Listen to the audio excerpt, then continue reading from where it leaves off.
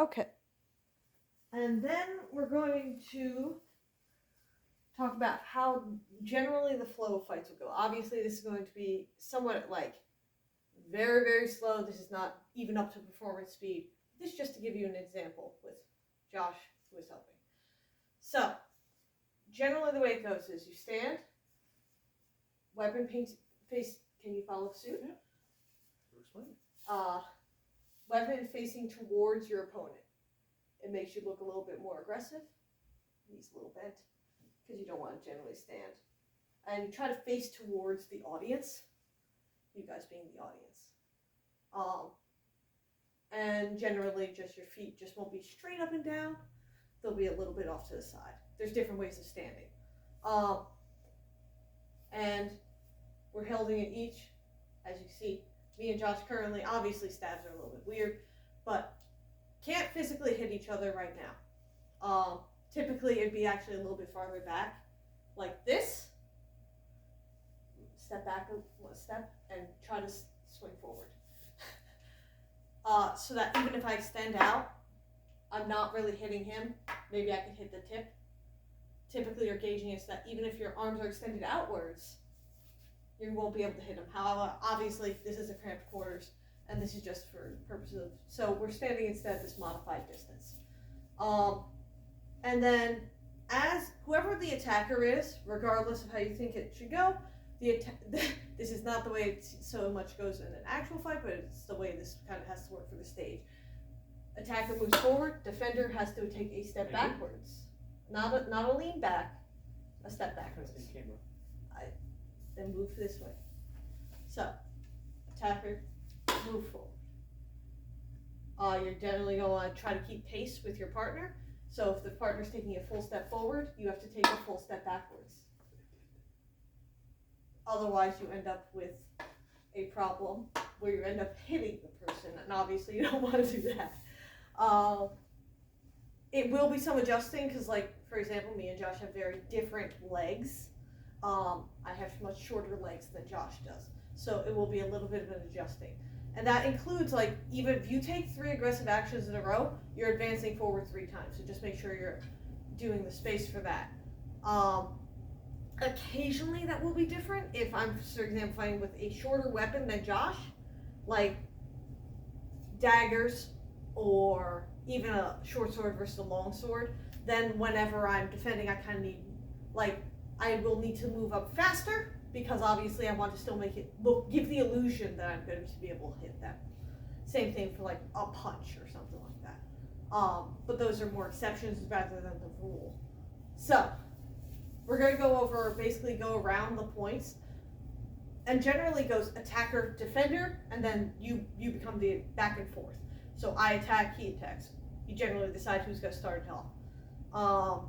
So we'll just go around the clock with 1, 2, 3, 4, 5. I'll start.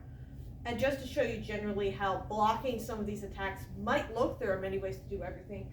I'm starting, so that means, okay? Mm-hmm. And then just kind of go. Sometimes you do gingerly tap, just to show you ready. 1. Then you hit me with a 2. 3. Other side. No, it's my 3. Right. So that's something to actually remember. Right. It will always be on the attacker's numbers. So that means you may need to defend your 7. If it says 3 and I'm the attacker, you may need to defend your 7. Right. So let's start that over. 1, 2, 3, 4. I messed up. Yes, that would be, oh, yours would be over here. Yeah, mine's over. So 4, 5, 6. Oh, yours is a 7 on the other side. Mm-hmm. Obviously, this is just modified because of the fireplace over here. 7. Nope, that is 1. 8 would be a little bit more on the shoulder. That's where I hit. No, you were going straight up and down. It's just it's a careful line to make. And then a 9. Yeah. You kind of deflect it off to the side. And then if you really usually need to flesh things out, then you could repeat it again with the exact opposite rolls. So generally you go back and forth. Now, typically you don't just go in a clock. There are various different number combinations that you want to do. I can give an example of the Jenny that I referenced later, or earlier rather, not later.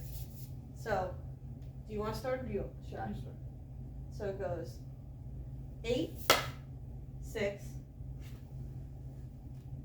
6 is lower.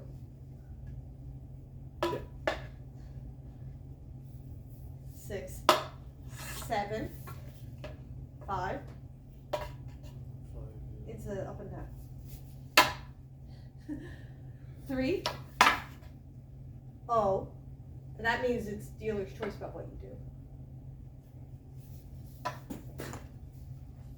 1. And generally, when you're attacking and defending, you do need to take more steps back. Yes. It's I'm out of practice. it's a pattern you need to get used to because it's not Yes. you're not really moving. But generally, what you're going to want to do is you kind of give it a little bit of time to give a good reaction. You can have fast fights, but remember the audience always sees slower than what you think they do. You're going to want to exaggerate your strikes. So if I'm doing 3, even though, let's say, for example, a 3 might be more logical to do this, I'm going to go all the way back here. I'm going to go here. It's going to be bigger gestures because they look better on stage than a simple, slow gesture. And you're not going to want to sit there like what we were doing a little bit where it's like, that 3 and I'm waiting with the block already before Josh has even swung. You kind of need to make it look real. So you're just sitting there like a default and then swinging 3 and you're going to have to block. So it kind of looks like a natural reaction, not like, yep, here's their choreography. We can see it because they're already waiting for the person. There are various techniques if you do forget. The giant telegraphs do help. And practicing over and over and over and over again so many times. Likewise, for anything like tumbling, punching, that type of things, there could be additional trainings, but that's just generally the basic flows of how fights go.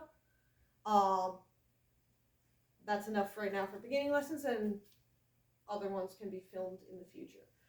Take my book.